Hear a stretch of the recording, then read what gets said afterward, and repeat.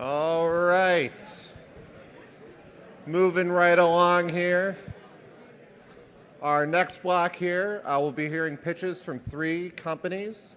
The first of those will be Social Flow, then Sen, and then Vital Neuro. First up is going to be the CEO of Social Flow, Jim Anderson. I am told that he has a PowerPoint with 175 slides that he intends to deliver in 9 minutes. I'm very excited about this. So give a big round of applause for Jim. Thank you. He's right. It is 175 slides in 9 minutes. And so, well, that's our logo, yeah. So there we go. I'm going to talk to you today about the media in crisis and how and why we got there is a little bit of the story, but more importantly, what are we going to do about it, right? Now, this is a really challenging time for media. And if you want one graphic, I could give you hours of content about why the media is in trouble. This one, though, just sort of leaped out at me. I mean, the newspaper business, we all know, is under assault. It is a tough time to be a newspaper. But the problem, I mean, a lot of people say, oh, the internet's what killed the newspapers. Well, if you look at this graph, back in 1960, we started a long, steady, slow decline in daily circulation. The internet came along. What I take away from this graph is that the internet probably started to kill the Sunday paper, maybe. But in reality, newspapers have been facing this kind of challenge for 57 years on this graph. I mean, it is a very stark time. So, okay, we know that print's languishing. That's no big surprise to this audience, certainly. The question, though, is digital, right? I mean, digital is the next big thing, right? And digital is going to be the savior of newspapers, magazines, any kind of content creator. The challenge, of course, we all know this, is digital is dominated by the tech titans. And one of it's not really my favorite statistics, but one of the most illustrative statistics is this 90% statistic you may see a lot, which is, hey, there's an $88 billion market out there. I mean, venture capitalists love to talk about total addressable market. Advertising is an amazing total addressable market. It's a great place to invest. The problem is of all the growth that's coming in that, Facebook and Google are getting 90% of it, right? That leaves everybody else clamoring sort of for table scraps. And you'd say, okay, well, that's bad enough. We've got a duopoly, and you'll hear people in the media business talk about the duopoly, the Facebook and Google duopoly, and the challenges and the problems they face with that. So now, though, we have a little bit of a shift in that. Now along comes another company, and you may have seen this one. Now, Amazon is the #3 digital ad platform in the U.S., which is just say, oh, great. Yeah, no, not really. It's not really great if you're not Amazon, right? Because Amazon comes along and they redefine every industry that they touch, right? And another word for redefine is they crush every industry. And I have a lot of respect for Amazon. They're a fantastic company, and probably Facebook and Google are paying very close attention to what Amazon's doing. But you're in this situation now where media companies are already hurting. Amazon comes along. They already weren't competing effectively for the digital advertising dollars with Facebook and Google. Now they have to compete with Facebook, Google, and Amazon. Wow. Challenging time. What am I going to do about that? So publishers and media companies, they do have a plan, right? And the plan is really quite simple, which is we have to get people to pay for quality content.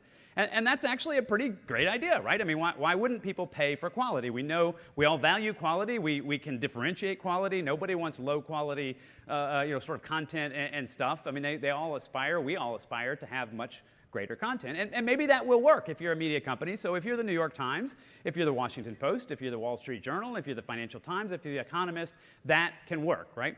But I just named 5, right? And my challenge here is I'm going to have a real hard time naming the next 5, right? I mean, after you sort of get to the top tier publishers who can and have built vibrant subscription businesses, it gets to be really hard, right? So you've got your local newspaper, right?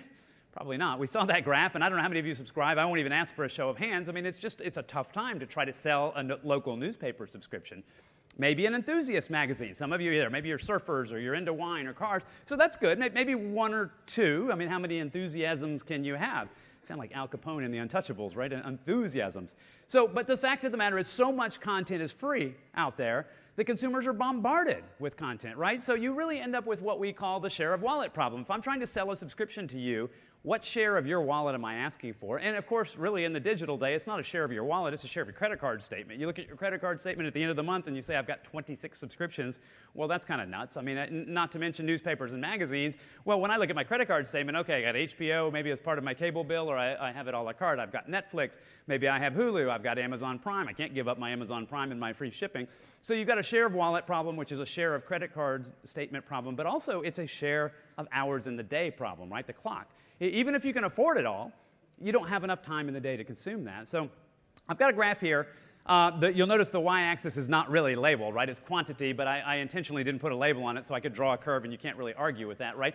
So content is going up, right? Now, is it geometric? Is it exponential? Did it actually break at 2000? I don't know, whatever. I mean, it's going up. I don't think anybody here would argue with the fact that content is just going up. The amount of content available to us, the amount we can consume, is just off the charts. The real problem, and I wish I did have a label on this one, is the number of hours in your day. That hasn't changed. I'm pretty sure for everyone in the room, that's 24. You can multitask to your heart's content, you still only have 24 hours in a day. So that's the real challenge here, is all of that content is competing for a finite amount of consumer attention. So let's take a deep breath here. And what are we going to do about it? Okay, well, I'm glad you asked, because Socialflow has an answer to that. And so we're a software company, and we work with most of the world's biggest media companies already. One of the VCs was talking about revenue. We generate real revenue. So come on back, come on. You should hear about that. Those companies use Socialflow to publish content to their social media pages, and effectively our sales pitch is better results with less effort. Although interestingly, over the past couple of years, I've had to sort of articulate that it's really less effort to your already strapped newsrooms, and oh, by the way, I'll get you better results. It's interesting how the times are so tough that the less effort resonates more than the better results. They like both, of course, but and I could talk to you chapter and verse, don't have the time to talk about all of that, but those 5 I named, those are our customers, as well as ABC, NBC, CBS, ESPN, Hearst, Condé Nast, Meredith, CNN, iHeartMedia, Bloomberg, BBC, Sky, Reuters, Associated Press, Axel Springer, and many more. So you get the idea. We work with many of the biggest media companies out there. They use our software to publish content out, and we do some things around monetization with them. Overall statistics, about 10,000 social pages that they publish to, social handles, if you want to talk about Twitter. As well, 50 or so million social posts a year, about 10 billion clicks a year, and over 1 trillion in annual reach. And so I just went pretty quick. If you're like, did he just say million, billion, trillion? He did, right? That's exactly what I said.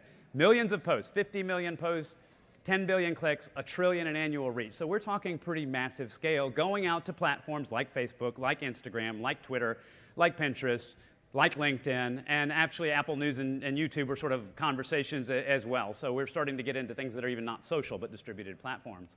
If you put all of that in your news feed and you just sort of scrolled through like that, oh, look, a post from Socialflow, what a coincidence. You scroll through your news feed and you sort of imagine doing that with your thumb there. You'd basically scroll all the way to the moon and back 109 times, right? I mean, so that's sort of the linear length if you were to take all that reach and just sort of add it together about 3 inches at a time. So, by the way, that would also take you about 48,000 years, which is a long time, so don't do that. So where does that leave publishers?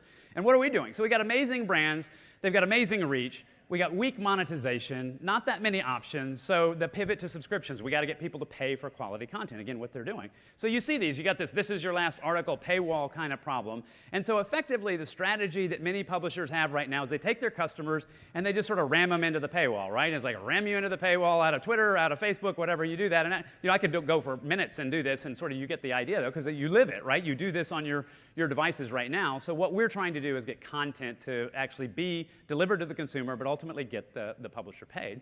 So how do we do that? I'm glad you asked. Again, the Universal Attention Token, which really will provide value to publishers who need money, users who need content, advertisers who want results. And so ultimately doing that in a balanced way and having an ecosystem of that 3-legged stool and delivering value to all the providers. The right way to think about this, if you want to just sort of take away and say, okay, what was that Socialflow pitch all about? Micro subscriptions is the way to think about it, right? Swipeable, tappable ads, so think like this. I swipe left, I swipe right, I tap, I click through, I tap on what I'm interested, et cetera. Those types of advertising experiences. Simple, clean, probably mobile. The publisher gets paid, the user gets content, advertiser gets result, all accounted for using tokens with transactions written to the blockchain. And you'll notice this is the first time I've mentioned blockchain. Blockchain's about trust. The ad tech ecosystem is missing trust, so that's the simple answer about why blockchain. So some final thoughts here. It's 2018. It's 74 days away from 2019. We were supposed to have flying cars by this point, right?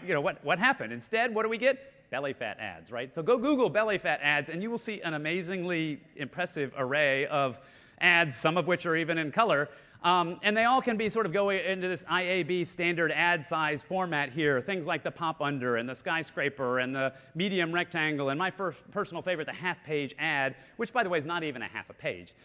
So we can do a lot better.